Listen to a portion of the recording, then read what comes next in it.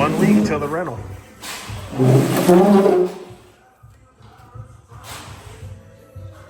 Uh-oh.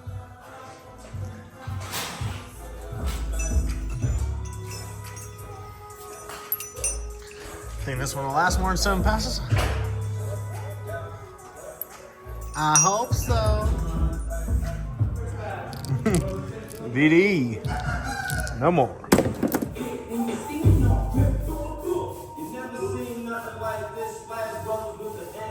This is, man.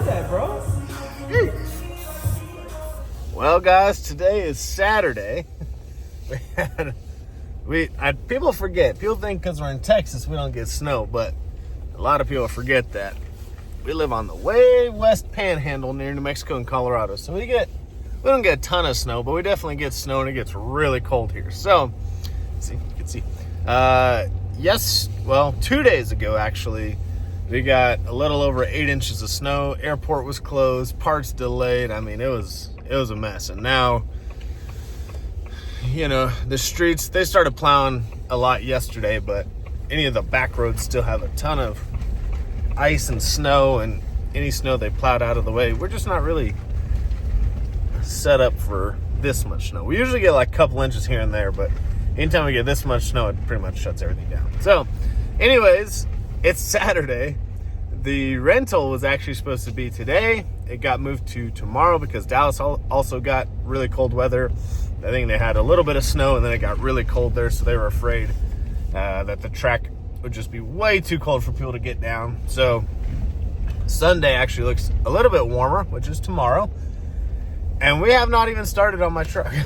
So we had actually, oh my gosh, this is where they half plowed everything. It's a freaking nightmare. Holy shit. Oh my gosh. Oh shit. I'm in a safari jungle with snow. Oh my goodness. Look at the snow. See? People think I'm lying. And then people text me and were like, man, this got to be once in a lifetime. No, it freaking snows here all the time. This is why we have to drive 6 hours just to test our fucking cars. So anyways, moved it to tomorrow, and we did start on the truck last weekend. We started assembling the long block, but we left I left one piece on my short block that's in Florida. It is the timing guide aid install. So there's two kind of like dowels that come off this, come off the hardware. So you can see they're bolts with like a dowel at the end, and those actually hold the timing guides. Well, mine is on my engine in Florida. I don't know why I left it on there. I didn't know I was going to switch out engines. I thought I was just going to get that one back. So I left it on there, not thinking anything of it until we decided to put the chains on last weekend, and that's where we stopped because we didn't have that part. And of course, this is just the bolts, but the guide itself, the aid, we didn't get till Wednesday. We got the bolts on Thursday, and don't like to work on my truck during business hours, so we're finishing up a lot of customer stuff. And then Thursday we ended up not even starting on it because I was finishing up. We did a pretty badass Bronco build with Fox coilovers, 37s, method wheels, ton of nice shit. So I was finishing that up for the customers so they could pick it up Friday. And we're also working on finishing up a Whipple truck, and I was working on Barry's car, Bob's cars, a lot of stuff going on this week. So didn't actually get to my truck at all, even though we had the rental this weekend. So now it's Saturday, and we're pretty well caught up on stuff, the list I had for us to get done this week. Holy crap, it's really sunny right there.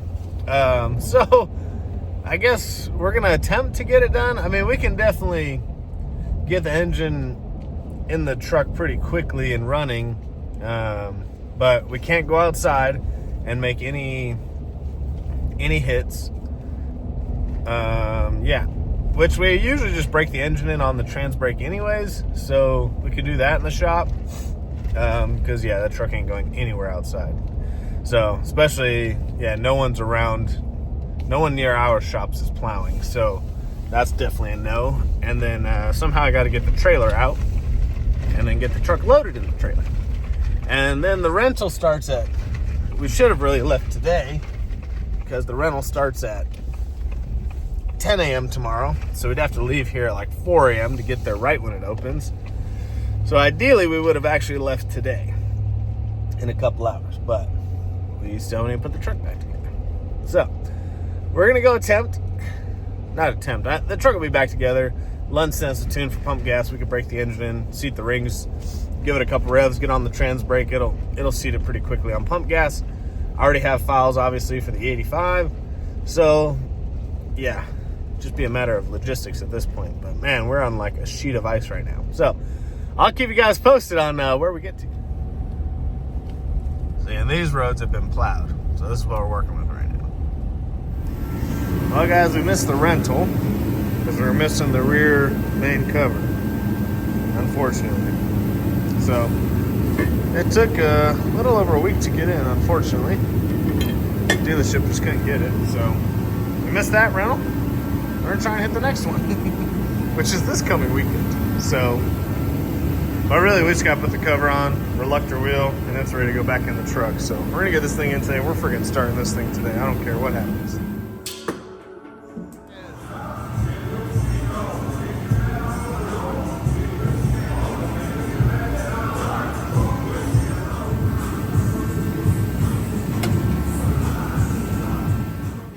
Round 2. Got pump gas in it. It's about time. Jay, it's gonna start. Okay, next. Anthony, we're gonna start. Okay, next. This doesn't sound very confident over here. All right, well, find out on the next one. David with the engine. All right, we already cranked it a few times with no fuel. Here comes the fuel. Oh, shit. Getting oil pressure. Come on, baby.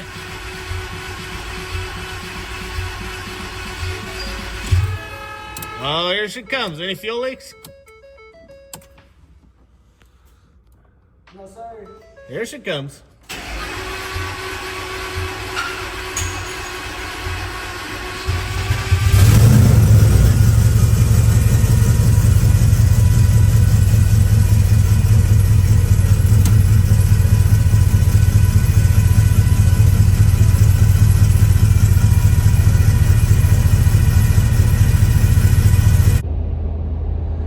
Well, guys, yesterday was a long day, but we did get the truck started. However, notice right when we started up, it was kind of idling funny, and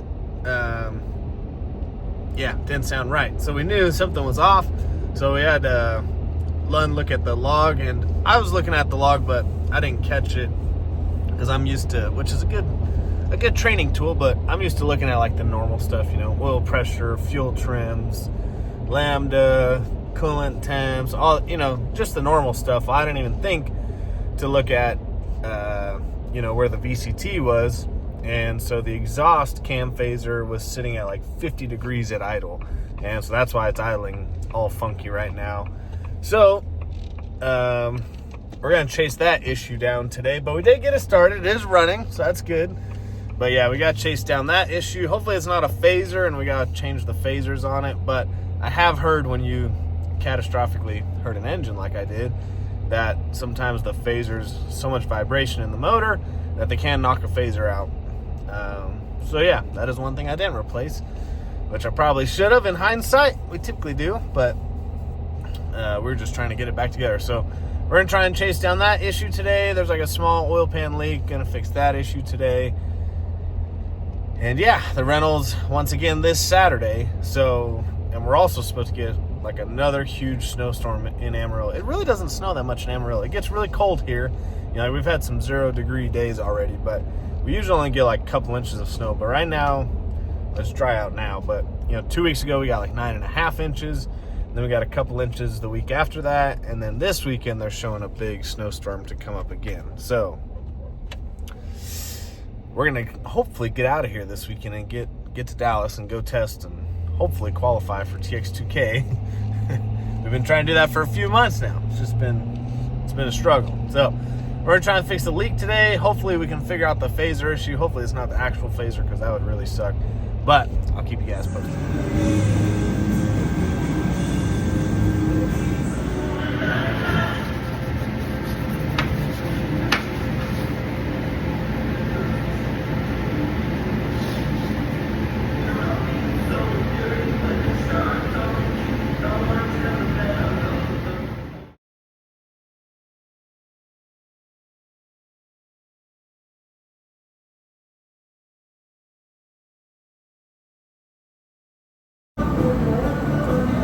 folks. If you got wastegate dumps coming off the verge, always support them or build them out of 321. So mine cracked because it's 304 stainless and didn't have a support. Look how far the wastegate tube is away.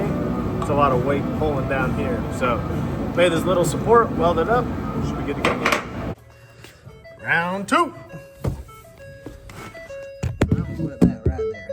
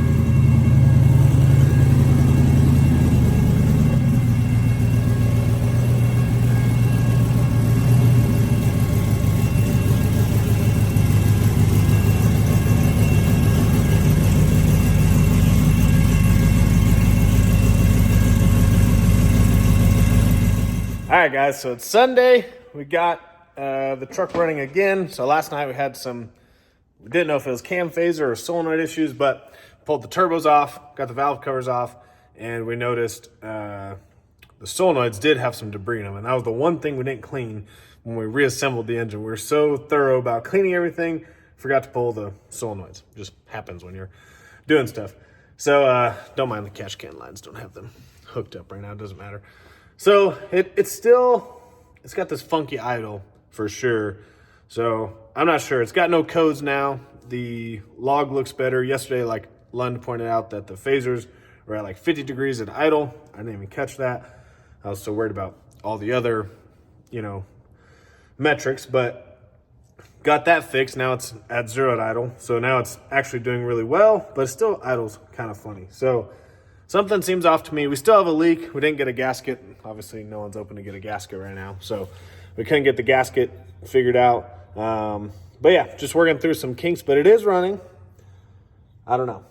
I don't feel 100% about it. So obviously right now, I don't want to go to the rental this weekend, but we have all week to kind of fine tune it and play with it. I mean, it is on pump gas and it's on really big injectors. So that's probably messing with it, but I really do prefer to break the engines in on pump gas, at least the initial startup, so it doesn't wash the rings with too much ethanol.